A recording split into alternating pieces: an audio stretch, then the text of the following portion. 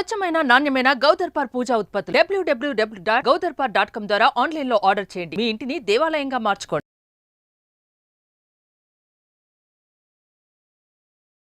నమస్తే, నేను మీ జాహ్నవి. మనతో ఉన్నారు ప్రముఖ జ్యోతిష్య వాస్తు పండితులు, జ్యోతిష్య వాస్తు శిక్షణ నిపుణులు, లలిత ఉపాసకులు బ్రహ్మశ్రీ నానాజీ పట్నాయక్ గురువు గారు.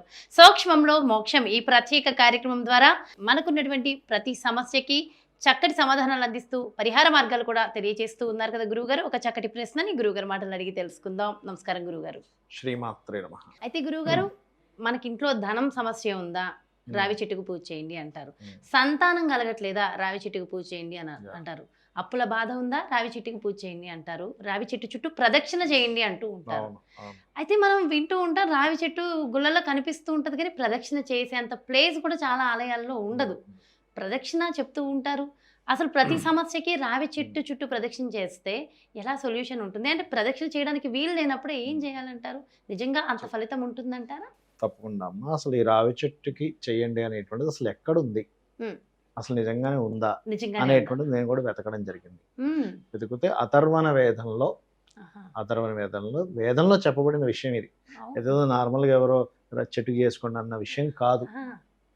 మోస్ట్ పవర్ఫుల్ రావి చెట్టు. అందులో ప్రతి ఆకు, ప్రతి రమ్మ, ప్రతి కాండం దగ్గర ప్రతిది కూడా మోస్ట్ పవర్ఫుల్ రావి చెట్టు అనేటువంటి.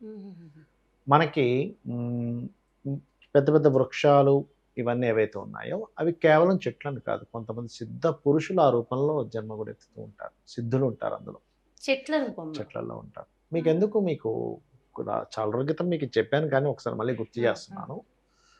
ఒక పిల్లవాడికి, అంటే ఒక 13-14 ఇయర్స్ ఉండేటువంటి ఒక పిల్లవాడికి అనారోగ్యం, విపరీతమైన అనారోగ్యం.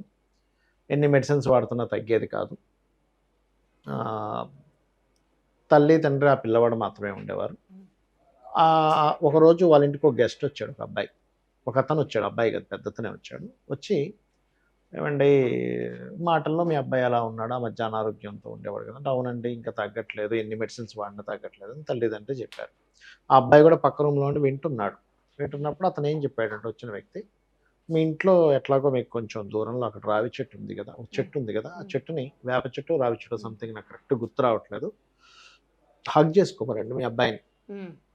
ఆ చెట్టుని రోజు అలా పట్టుకోమని చెప్పండి. కాసేపు పట్టుకుంటే మీ అబ్బాయికి ఉండేటువంటి అనారోగ్య సమస్య తగ్గుతుంది. మనకి ప్రాణవాయువుని ఇస్తుంటాయి చెట్లు. చెట్లు ఎంత ఉంటే అంత ప్రకృతి బాగుంటుంది. మనకి హెల్దీ ఆక్సిజన్, మంచి గాలి మనం పీల్చుకోగలుగుతాం. హెల్దీగా మనకి ఎప్పుడైతే గాలి వస్తుందో ప్రాణం, మన యొక్క ఆయుష్ కూడా పెరుగుతుంది కదా. మరి అలాంటప్పుడు చూడండి, చెట్ల నుంచే మనకి అనేకమైన వనమూలికలు కానివ్వండి, అనేకమైన మెడిసిన్స్, హెర్బల్స్ కూడా ఉంటాయి, తయారు చేస్తాం అని ఆయన ఏం చెప్పాడంటే, చెప్తే వీళ్ళు తల్లిదండ్రులు పెద్దగా ఇచ్చేయలే, ఇన్ని మెడిసిన్స్ వాడుతుంటే తగ్గని చెట్టుని పట్టుకుంటే తగ్గుతున్నా. కానీ ఆ పిల్లవాడు అక్కడి నుంచి విని, ఓహో ఓకే చూద్దాం, ట్రై చేద్దాం అని రోజు వెళ్ళి దాన్ని చేసుకుని స్టార్ట్ చేయాలి. కొన్ని రోజులకి పిల్లవాడు నార్మల్ అయిపోయాడు. తెరవసి తల్లిదండ్రులు ఒక రోజు చూస్తే వీళ్ళు ఆ చెట్టును అలా కాసేపు అలాగా ఫీల్ అవ్వడం పట్టుకొని చేశాడు. చెట్లకి ఫీలింగ్స్ ఉంటాయి, ఔషధ లక్షణాలు ఉంటాయి. అందులో ప్రత్యేకంగా రావి చెట్టుకు ఉంటుంది. మీకు ఎందుకు కొన్ని దేశాల్లోనట చెట్టును నరకాలనుకోండి, గొడ్డలు పెట్టి నరకలు, చుట్టూ జనాలు చేరి తిడతారు. తిడితే చెట్టు పడిపోద్ది ఆటోమేటిక్గా, దాంతో ఎండిపోతుంది, పడిపోతుంది. చెట్లు చాలా సెన్సిటివ్. చెట్లల్లో మనకి రామాయణ మహాభారతాల్లో కూడా తీసుకుంటే, రామాయణంలో కూడా చూడండి, సంజీవిని పర్వతాన్ని తీసుకొస్తారు. మెడిసిన్ ఎక్కడి నుంచి వచ్చింది? ఆ మొక్కల్లో నుంచే కదా, మొక్కల్లో నుంచే కదా. అవునా? అంటే ఏమిటి, మనకు మొక్కలు మన ప్రాణాలను నిలబడతాయి, మనకు ఔషధంగా పనిచేస్తాయి, దైవీ గుణాలు ఉంటాయని చెప్పి మనకి వేదంలో ఉన్నటువంటి అంశము. వేదంలో దీని గురించి చాలా క్లియర్గా ఉంది. అయ్యా మీరు రావి చెట్టు చుట్టూ తిరగండి, రావి చెట్టుకు పూజ చేయండి. అలాంటి రావి చెట్టు దగ్గర మొదళ్ళ దగ్గర దీపాలు పెట్టేసి అది వేడిదాన్ని తగిలేలా కాకుండా కొంచెం దూరంగా పెట్టండి. మీకు దీపారాధన చేయాలి రావి చెట్టు దగ్గర. దానికి అందుకే చుట్టూ నాగ ప్రతిష్ఠ కూడా చేస్తారు.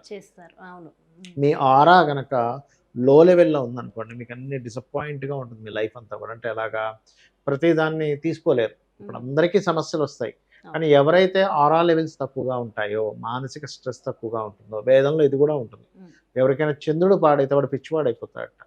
అందుకే మూన్ పాడైన వాళ్ళు పిచ్చి పిచ్చిగా ప్రవర్తిస్తుంటారు. వేదంలో ఉంది. అందుకే చంద్రమా మనసో జాతః అంటారు. అలా మీరు మీకు గనక బాగా ఇబ్బందులు ఉన్నాయి, రావి చెట్టు బ్రహ్మాండంగా పనిచేస్తుంది. రావి చెట్టు దగ్గరికి వెళ్ళాలా, ప్రాసెస్ ఏంటి అనుకుంటారు చాలా మంది. మీకు నార్త్ సైడ్ చూడండి, దారం చుడతారు దాని చుట్టూ. అవును, ఎందుకు చుడతారో అర్థం కాదు ఇంకా. అంటే ఏంటంటే మనలో ఉండే నెగటివ్ ఇది దారం ద్వారా దానికి వెళ్ళిపోయి దాని నుంచి వచ్చే పాజిటివ్ మనకు వస్తుంది. చెట్టుకి గొప్ప ఎనర్జీ ఉంటుందమ్మా రావి చెట్టుకి. అయితే ఇది ఇళ్లలో పెంచుకోకూడదు, మళ్ళీ రావి చెట్టు బయట పెంచుకోవాలి. బయట ఆలయాల దగ్గర కూడా పెంచుకోవచ్చు. ఆలయాలు రావి చెట్టు వేప చెట్టు కలిపి ఉన్న ఉంటారు, ఇంకా మంచిదని చెప్తూ ఉంటారు. మంచిది. బ్రహ్మ విష్ణు రుద్రులు ఉండేటువంటి స్థానంగా చెప్తూ ఉంటారు రావి చెట్టు. మరి వాళ్ళ ముగ్గురు ఉన్నప్పుడు మరి ఎంత ఎనర్జీ ఉంటుంది, దానికి అంత ఎనర్జీ ఉంటుంది. కానీ రావి చెట్టునైనా కదా గురుగారు ఎప్పుడంటే అప్పుడు టచ్ చేయకూడదు అని కూడా చెప్తూ ఉంటారు. చెట్లని సాయంత్రం దాటిన తర్వాత ఒక ఆకు కూడా తెంపకూడదు, అది రూల్. అట్లాగే ఇంకొకటి ఏంటంటే, మీకు ఎందుకు ఇంట్లో ఇప్పుడు లేడీస్ ఆ టైంలో మీరు తులసి మొక్కను ముట్టుకొని ఎండిపోతుంది, ఎండిపోతుంది. అంటే మనకి ఇక్కడే అర్థం అవుతుంది తత్వం ఏమిటి, అక్కడ ఏం పని చేస్తుంది అనేటువంటిది. అలా ఉదయం నిద్రలేచిన వెంటనే మీరు రావి చెట్టుకి 40 days రెమెడీస్ అని కొన్ని ఉంటాయి. అంటే ఏంటి, రోజు నిద్రలే వాళ్ళు చక్కగా కాలకృత్యాలు తెచ్చుకొని ఇంట్లో నిత్య పూజ చేసుకున్న తర్వాత వీలైతే టిఫిన్ బ్రేక్ఫాస్ట్ చేయకముందా వెళ్తే మంచిది. వండలేని వారు చేసి వెళ్ళొచ్చు, తప్పేం కాదు. అక్కడే మీకు అనుగ్రహం ఏం తగ్గిపోవచ్చు. చక్కగా వెళ్ళి, నేను చాలా మందికి సంతానం కలగని వాళ్ళకి రెమెడీ చెప్పా, రావి చెట్టు చుట్టూ ప్రదక్షిణం చేయండి.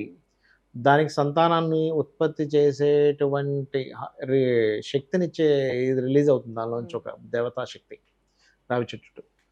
దాని చుట్టూ ఒక 3 కానీ లేనట్లయితే ఒక 11 ప్రదక్షిణాలు కానీ లేనట్లయితే 41 ప్రదక్షిణాలు చేసే వాళ్ళు ఉంటారు. అలా చేస్తూ ఉంటే మీరు చూడొచ్చు, ఒక 40 రోజులకి మీ యొక్క మానసిక స్థితిలో కానీ, మీ యొక్క ఆలోచన విధానంలో కానీ, మీ ఆత్మస్థైర్యంలో కానీ మీకుండేటువంటి గ్రహ దోషాలు ఖచ్చితంగా తగ్గుతాయి. అంటే కేవలం పిల్లలు పుట్టిన వాళ్ళనే కదా, ఎవరైనా వెళ్ళొచ్చు, ఏదైనా చేయొచ్చు. వేదంలో ఉన్న విషయం ఇది, అదేదో ఎవరో మధ్యలో క్రియేట్ చేసింది కాదు. నాకు నేను రీసెర్చ్ సెర్చ్ చేస్తూ ఉంటాను, ఇది ఎక్కడుంది, ఏ ఎందుకంటే ఉపయోగపడేవి కదమ్మా. మనకి పెద్దవాళ్ళు ఇచ్చారు, మనకి పూర్వీకులు మన మహర్షులు ఇచ్చారు, వాళ్ళందరూ రచించినవి కొన్ని ఉంటాయి. అవి ఎందుకు రాశారు ఏంటని చూస్తే అధర్వణ వేదంలో ఉంది. సో మా అందరికి తెలిసే ఆ భాషలోకి ఎలా తీసుకురావాలి, ఇది నిజం ఎంత, సో అలాంటి వాళ్ళు అడుగుతూ ఉంటాం కదా గురుగారు. సో వాళ్ళందరి కోసం ఇది అధర్వణ వేదంలో ఉన్నటువంటి ఇది. అది చాలా మందికి నిజంగా అప్పుల సమస్యలతో బాధపడే వాళ్ళు కానీ, బూదులు పాడైతే అప్పుల సమస్యలతో బాధపడుతూ ధనం అభివృద్ధి కోసం కానీ కూడా రావి చెట్టు ప్రదక్షిణ చేయవచ్చు. అంటే దానికి ఏమైనా ప్రత్యేకించి రెమెడీ ఉంటుందా, ఎన్ని రోజులు చేయాలని? ధనాభివృద్ధి కలగాలి అంటే ఒకటే సింపుల్, ధనము ఎలా వస్తుంది, అమ్మవారి అనుగ్రహం. అమ్మవారి అనుగ్రహం అంటే అప్పుడు ధనం అంటే కేవలం మీరు ఎంతసేపు లక్ష్మీదేవి పూజ చేయడం ఒకటే కాదు. బయట మీరు ఏదైతే జాబ్ చేస్తున్నారో, వ్యాపారం చేస్తున్నారో, ఆ కస్టమర్ ఈజ్ ఆల్సో లక్ష్మీదేవి. మీరు ఏదైతే జాబ్ చేస్తున్నారో ఆఫీస్లో main person is also Lakshmidevi. అట్లా ఫీల్ అవ్వాలి. అంతేగాని మనం పూజ చేసుకుంటూ బయటికి వెళ్ళి బాసుని నిందించడము, కస్టమర్ని నిందించడము, వీడింతే కస్టమర్స్ మారడం అనుకోవడము. చాలా మంది బిజినెస్లు చేస్తుంటారు, వచ్చిన కస్టమర్ని తిట్టుకుంటూ ఉంటారు. సమ్ టైమ్స్ చిన్న మిస్అండర్స్టాండింగ్ జరగవచ్చు, దట్ ఈస్ డిఫరెంట్ కేస్. కానీ ప్రతి కస్టమర్ని నిందిస్తూ ఉంటారు. అది ఎంత పెద్ద దోషం అంటే నువ్వు ఇండైరెక్ట్ గా లక్ష్మీదేవిని తిట్టినట్టే. అక్కడ కొంతమంది ఎవరినో ఒకరిని, అది కస్టమర్ ద్వారా నువ్వు ఫుడ్ తింటున్నావు, నీ బ్రెడ్ అండ్ బటర్ కస్టమర్ ద్వారా వస్తుంది. దెన్ నువ్వు ఎలా ఉండాలి, నువ్వు క్లయింట్తో ఎట్లా ఉండాలి, ఒక వినియోగదారులతో నువ్వు ఎట్లా ఉండాలి, అది మనం మర్చిపోతున్నాం. ఇన్డెప్త్గా ఆ లక్ష్మీదేవి ఈ రూపంలో వస్తుంది, ఈ బాస్ రూపంలో ఉంది, నీ సుపీరియర్ రూపంలో ఉంది, నువ్వు చేసే వర్క్ రూపంలో ఉంది లక్ష్మీదేవి అనేది మనం ఫస్ట్ గుర్తించాలి. సో గుర్తించి ఇలాంటి రెమెడీస్ చేసుకోవాలి, ఖచ్చితంగా ఫలితం ఉంటుంది. ఎంతో చక్కగా వివరణ ఇచ్చారు గురుగారు. Thank you so much. నమస్కారం. శ్రీమాత్రే నమః. చూసారు కదండి, మరి ఇది రావి చెట్టుకి ప్రదక్షిణ చేయడం వల్ల నిజంగా సంతానం కలుగుతుందా, మనకున్నటువంటి ధనం అభివృద్ధి చెందుతుందా, అప్పుల సమస్య నుంచి బయటపడతామా, అసలు రావి చెట్టు ప్రదక్షిణకి వీటికి సంబంధం ఏంటి, అసలు దాని వెనుకున్న అసలు రహస్యం ఏంటి, ఎంతో డీటెయిల్గా ఎక్స్ప్లెయిన్ చేశారు కదా గురుగారు. మరో ప్రత్యేకమైన కార్యక్రమంతో మళ్ళీ మీ ముందుకు చేస్తాను. మరి అలాగే మీ యొక్క జాతకానికి సంబంధించి కానీ, లేదంటే మీ ఇంటి వ్యాపార వాస్తుకు సంబంధించి కానీ గురువుగారిని సంప్రదించాలి, అపాయింట్మెంట్ కావాలి అనుకుంటే క్రింద డిస్ప్లే అవుతున్నటువంటి నెంబర్స్కి కాల్ చేయండి, అపాయింట్మెంట్ తీసుకోండి. నమస్కారం. సుమన్ టీవీలో మీ పర్సనల్ అండ్ బిజినెస్ ప్రమోషన్స్ కోసం కింది నెంబర్కి కాంటాక్ట్ చేయండి.